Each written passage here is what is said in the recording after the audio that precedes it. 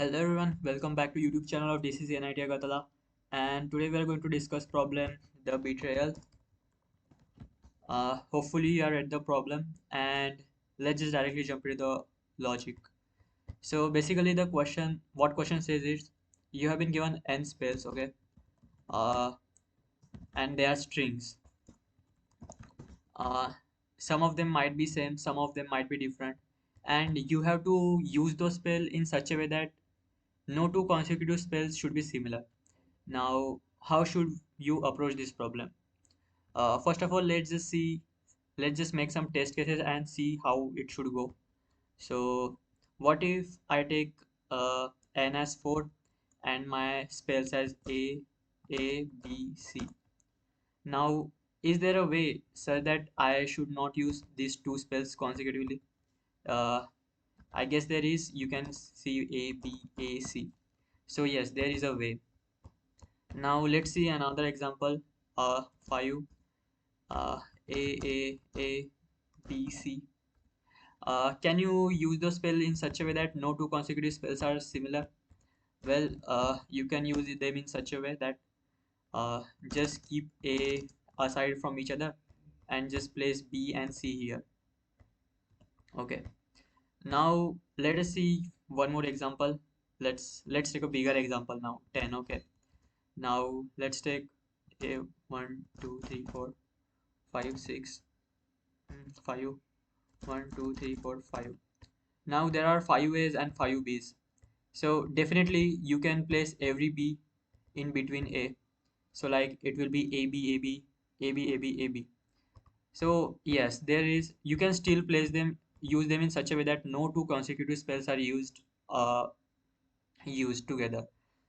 So if you observe carefully, what you can see is uh, if if any spell is occurring more than n by 2 times, then it's just not possible.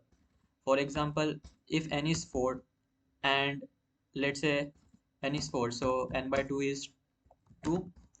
So if any spell occur more than 2 times, so like 3 times, so like there is no way to use those spell in such a way that no two similar spells are used consecutively. There's no way.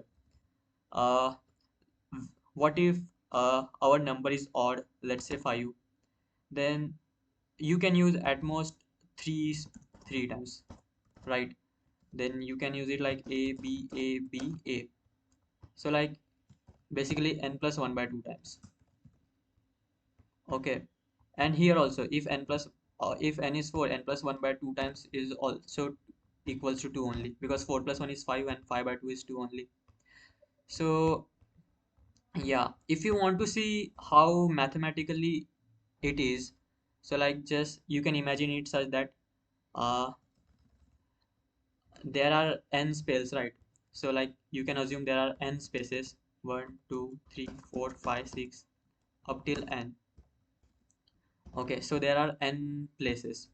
So and there are few spells with you, and you have to place them in such a way that no two similar spells are placed consecutively.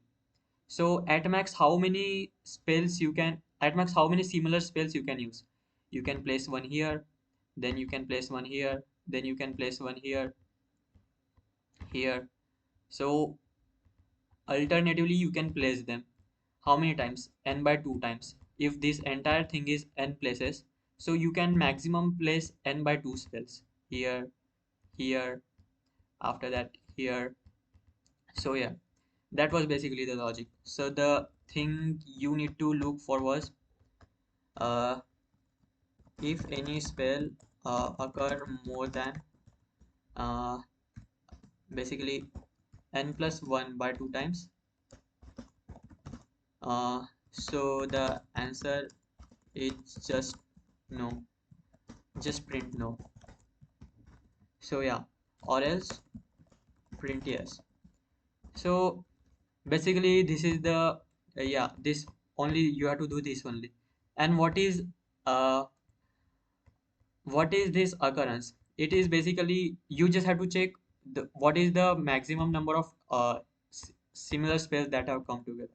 So How will you calculate that? So like if here a is equal to 3, which is less than equal to n plus 1 by 2, so it is valid. So how will you calculate that number? So like if uh, 7, let's take n as 7, a a b b c c. Okay, fine. So a is 3 here, b is 2 times here, 2 times here, and c is also 2 times here. Okay, but the thing which matters to us is this number, because this come maximum time, and we just have to check whether this number is less than equal to n plus 1 by 2 or not. So how can you calculate this? So if you see the input, well, they are not sorted or they are in jumbled manner, right? So basically what I can do is I can sort them so they can look like this. Well, if you so my first step is uh, take input. And how will you take input? These are strings, right? These are strings, right? So you will make array of string. Make array of string or vector of string. And I will tell you two ways how to approach this problem. One is the normal method, which I will show you now. But if you know how to use map, just keep this skip for like 2-3 minutes, and you will see the map method, map one. So like yeah, first step is like take input, make array of string or vector of string, and then just take input. The next step you have to do is uh, yeah, just sort them. Why will you sort them? Because see, what my approach will be, if I don't know how to use map, what my approach will be to find this number is I will just start seeing counting from here. Well, if my this number is equal to this number, then I will increase my counter from 1. If my this number is again equal to this number, then I will again increase my counter to 1. So my counter will be increasing, and I will store the counter. But when my this number is not equal to this thing, then I will make counter as 1 or 0. I will restart my counter. Then I will start counting this again. How many numbers are similar? So basically I am counting how many numbers are similar together. So I will get this number. So that's why I sorted them. So I will get them together. So yeah, second step is just sort them. So you get a proper array where similar elements are together. Now what you have to do is you just have to check whether the the similar element groups, if its size is more than n plus 1 by 2 or not. So what you can do is third step is just calculate the required number. So how will you do that? Uh, Now I will show you how to implement it. Let's just take this example only. N is 7, and our array string look like A, B, B, C, C. Now see, what I will do is I will store my answer in, let's say, count, and I will equate that count to 1. Okay. Now I will loop from here to here.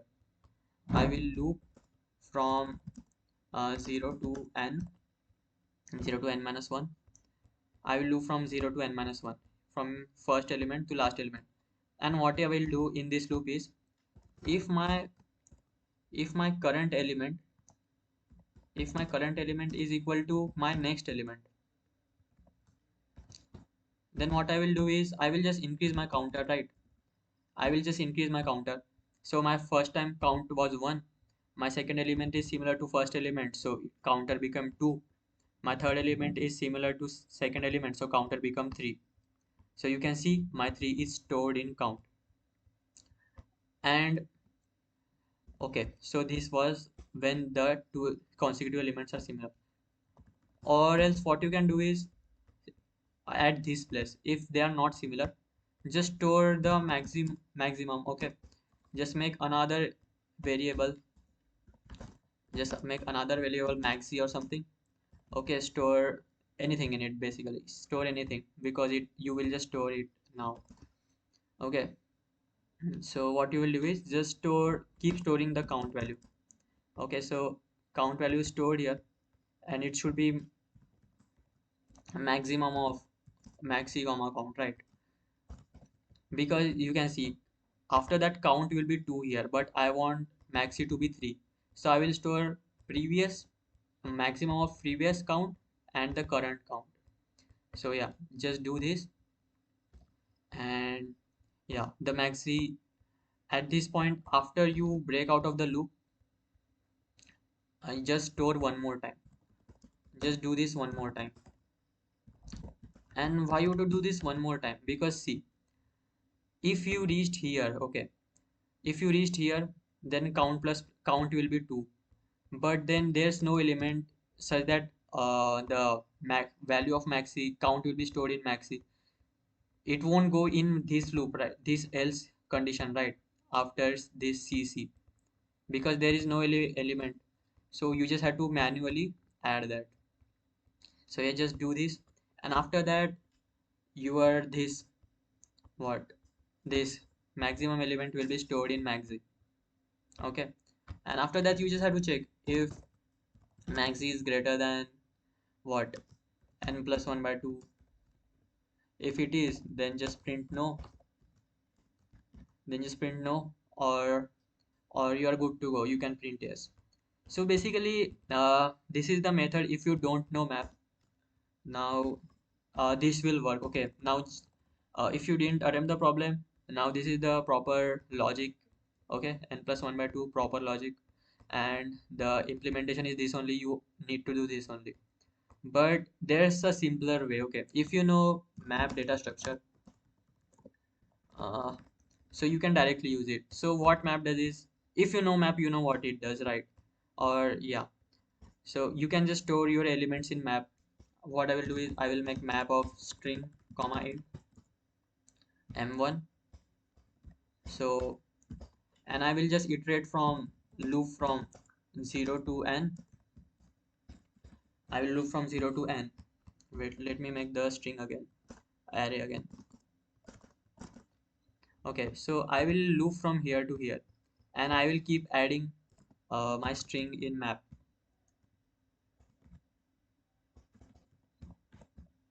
and I will do plus plus. So yeah, against A 3 will be stored, against B 2 will be stored, and against C 2 will be stored. So it will look like this only, 2 and C is equal to 2. And then you can calculate what is the maximum value stored at second, stored against any number, by just again looping. Just make another loop from, just do this for auto it map. Just auto it map if it dot second, which means the second value, if it's greater than or equal to maximum value, then maximum value is equal to it dot second, and just make the maximum variable anywhere above the here or here itself. So again, maximum will be stored in maxim, and then users have to check this condition. So that was pretty much it. Yeah, both method will work just fine, and yeah, hopefully you will solve the problem and it get accepted. So that's all you need to do. Thank you so much.